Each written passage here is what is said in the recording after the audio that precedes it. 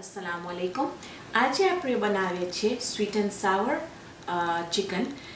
અંગ્રેજીમાં sweet and sour chicken કહે છે, પણ ગુજરાતીમાં એ છે એનું માયના થાય મીઠું ને ખાટું કુકડું, પણ એકચ્યુઅલી ખાટું નથી થતું। આપણે એનું સોસ બનાવશું ને પછી આપણે કુકડા સાથે બધી વેજીટેબલ્સ નાખશું।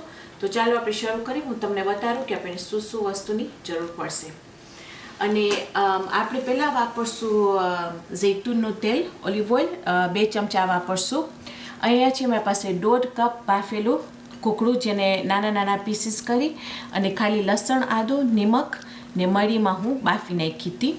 અહીંયા છે મારી પાસે 1.5 કપ ડુંગળી, 1.5 કપ પાઇનેપલ। આ તાજું પાઇનેપલ છે, પણ તમે કેન પાઇનેપલ પણ વાપરી શકો છો। અહીંયા છે મારી પાસે આ છે સેલરી, અને મને આનું નામ નથી ખબર કે ગુજરાતીમાં એને શું કહે છે, પણ આ છે સેલરી। તો અહીંયા હું લીધી છું લગભગ 1 કપ સેલરી,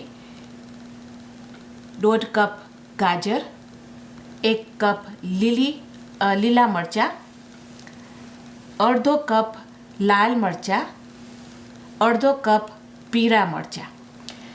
અને પછી આપણે બનાવશું એનું સોસ। હવે સોસ માટે આપણને ખપશે, અહીંયા છે મારી પાસે 1 કપ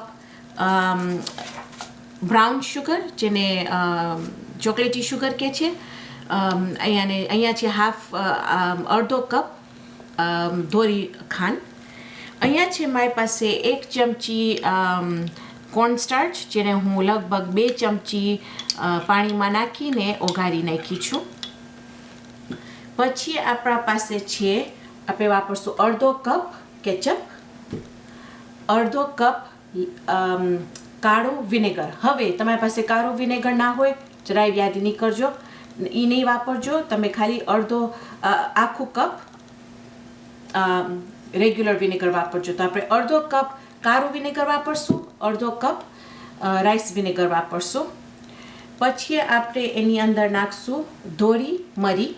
ધોળી મરી ના હોય, તમને કાળી મરી નાખો હોય તો વાંધો નથી, પણ આપણે 1 ચમચી ધોળી મરી નાખશું।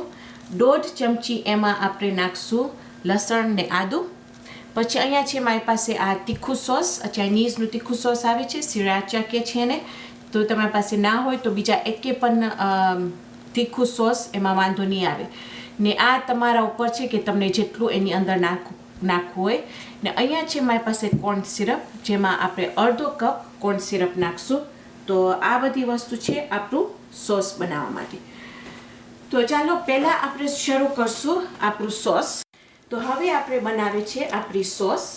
આપણું સોસ માટે આપણે બધી વસ્તુ આમાં નાખી દઈશું, એને ફાઇન રીતે હલાવીને પછી આપણે જરાક વાર એને ચૂલા ઉપર રાખશું। તો પહેલાં આપણે શરૂ કરીએ આપણું સોસ માટે। આપણે એની અંદર નાખી દઈશું આપણી 2 જાતની ખાંડ,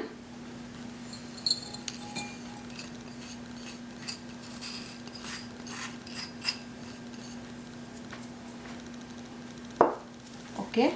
પછી આપણે માપશું 1/2 કપ આપણે નાખશું કેચઅપ,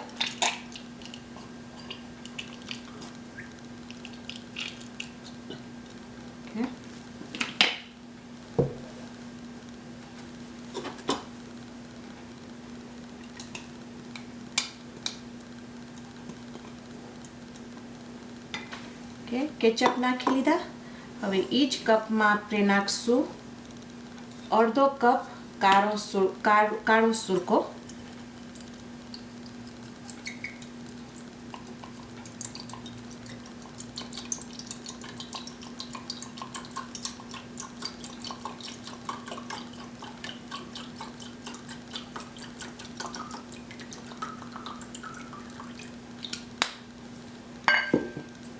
એ આપણે નાખી દઈશું અંદર।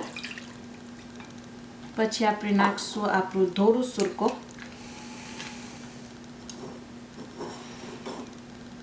એ પણ 1/2 કપ નાખશું।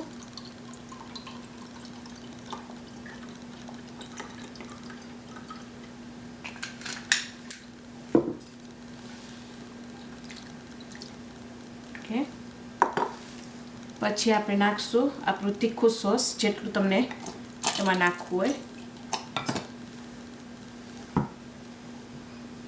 લસણ ને આદું,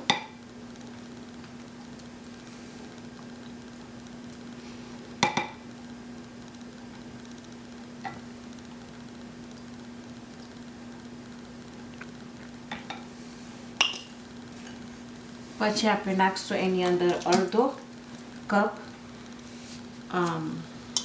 કોર્ન સિરપ,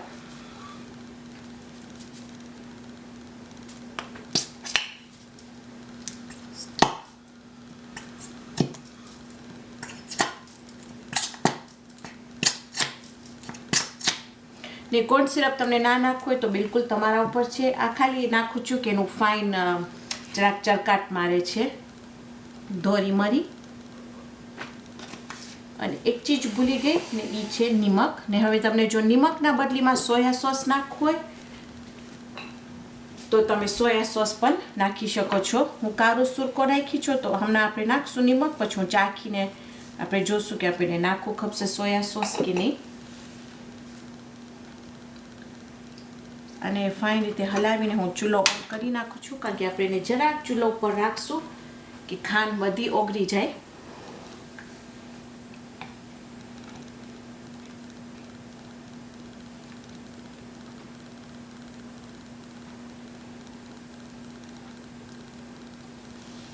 Okay.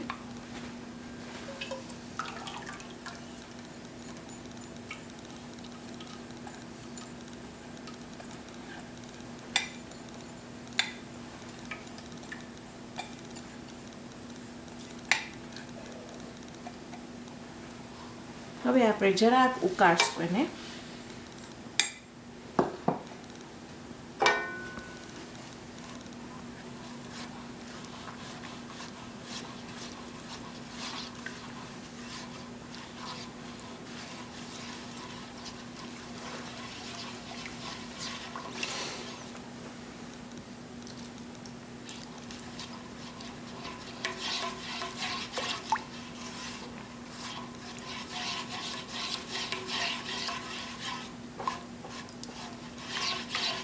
ને સ્વાદમાં બરોબર લાગે છે. અને જે આપણે બોટલમાં લઈએ છીએ એનાથી પણ વધારે સ્વાદિષ્ટ થયું છે આ ઘરનું સોસ આપણે બનાવે છે. બસ એક વખત આપણે આ ગરમ થઈ જશે પછી આપણે નાખી દઈશું આની અંદર થોડુંક કોર્ન સ્ટાર્ચ.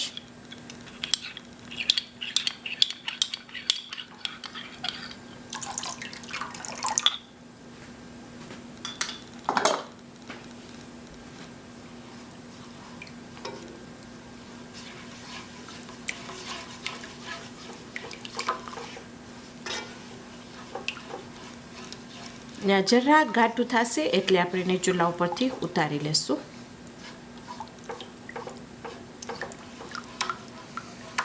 જો ઘાટું થવા આવે છે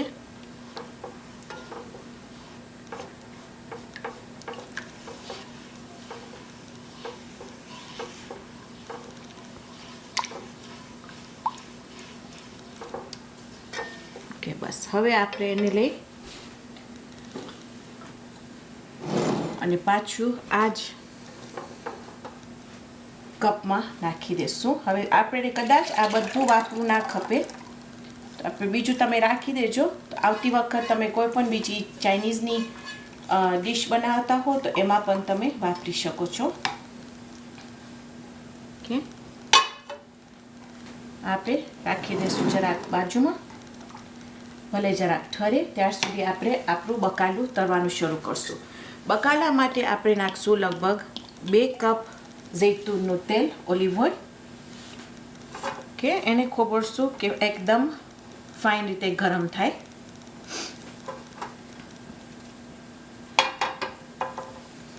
આ જે આપણી ડીશ છે હું તમને બતાવીશ. બે જાતની ડીશ થઈ શકે છે આ એક વસ્તુમાંથી. હું તમને બતાવીશ કે આપણે કેવી રીતે એને મેઝ ઉપર પોરાવી શકીએ.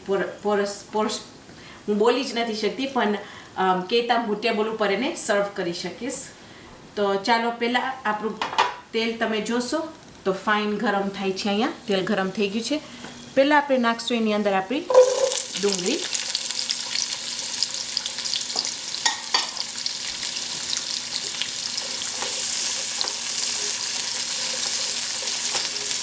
ને આને આપણે જરાક તળશું.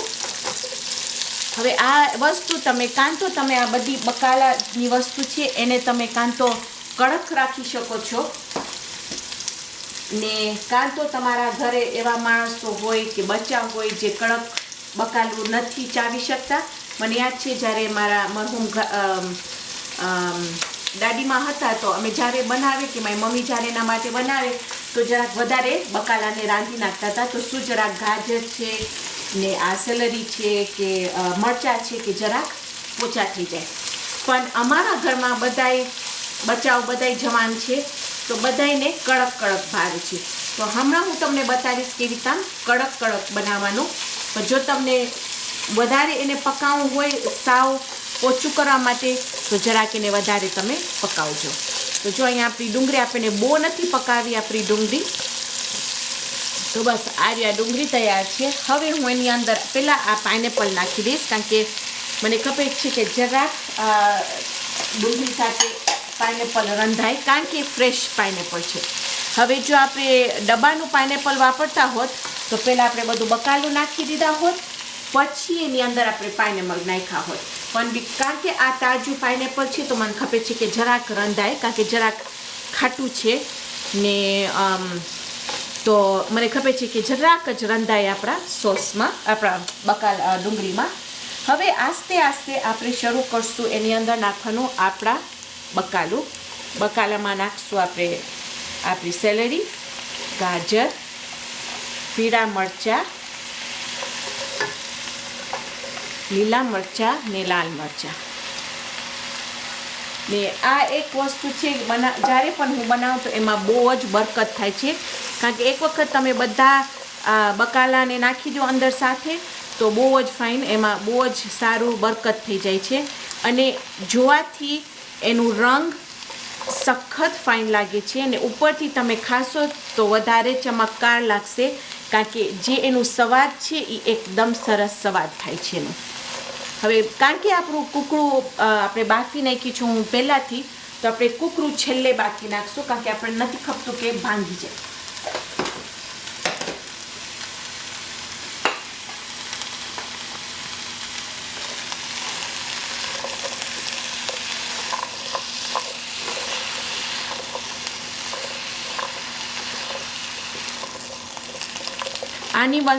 આમાં જો તમને એમાં મશરૂમ્સ પણ નાખવું હોય તો તમે મશરૂમ્સ પણ નાખી શકો છો. એમાં બહુ જ સરસ લાગે છે મશરૂમ્સ.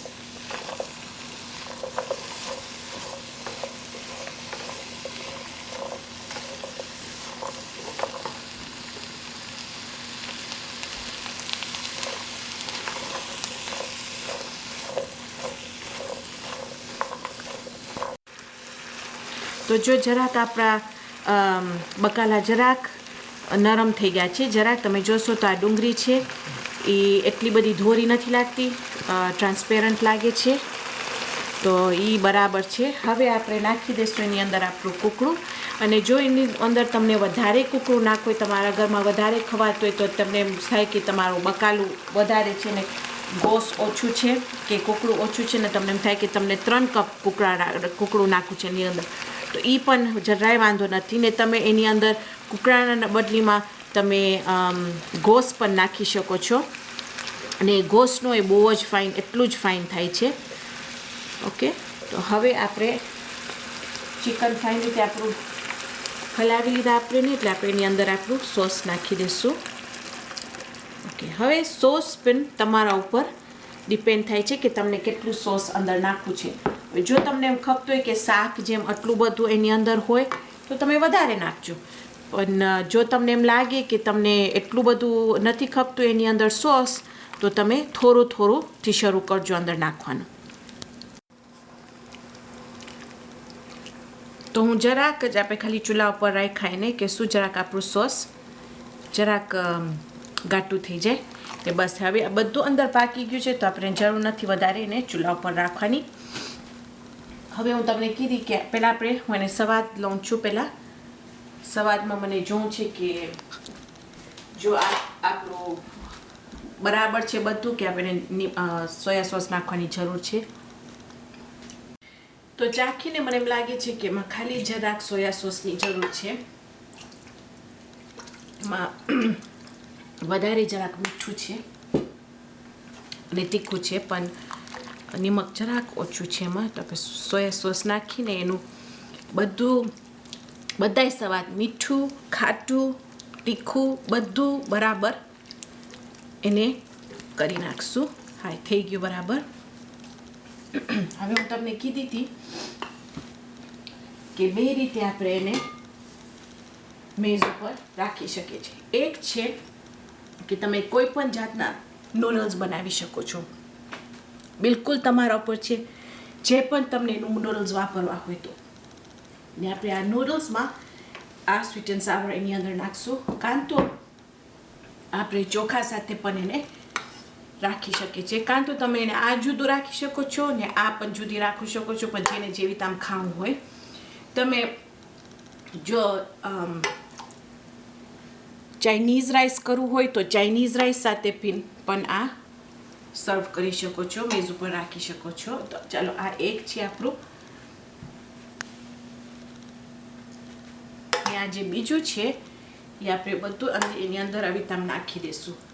એનું સોસ નાખશું, એના બકાલા બધું નાખશું એની અંદર ફાઇન રીતે.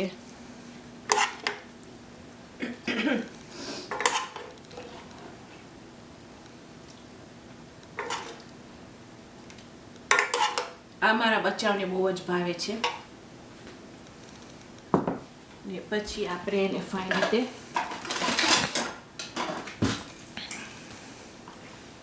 આમ હલાવી નાખશું. જોયું?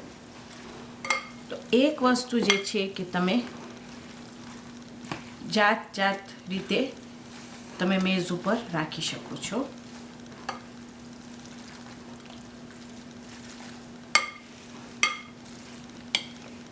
તમને એમ લાગે કે બકાલું જરાક ઓછું છે તો આપણે થોડુંક એની અંદર ઉપર બકાલું આવી રીતે નાખી શકીએ છીએ ને.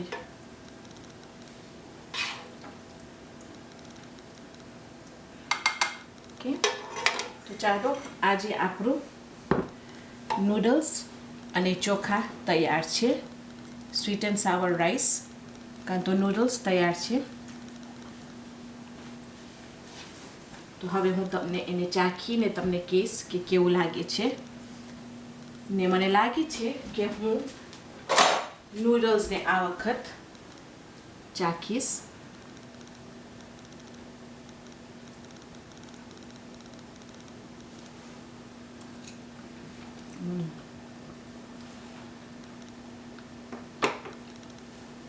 એકદમ સરસ થયું છે. આ બચાવનું ફેવરેટ વસ્તુ છે.